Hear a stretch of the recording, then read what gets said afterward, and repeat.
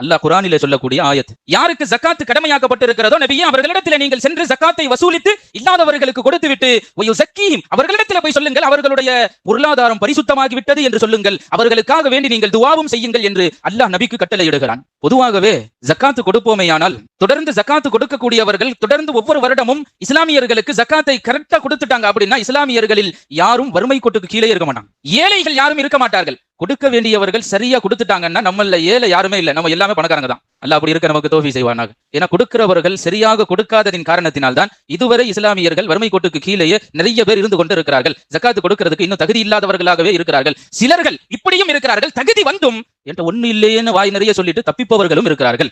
அப்ப ஜகாத்தை ஒவ்வொரு வருடமும் இஸ்லாமியர்களுக்கு கொடுத்தால் இஸ்லாமியர்கள் யாரும் ஏழையாக இருக்க மாட்டார்கள் என்கிறது குர்ஆனும் நபியினுடைய நபிமொழிகளும்.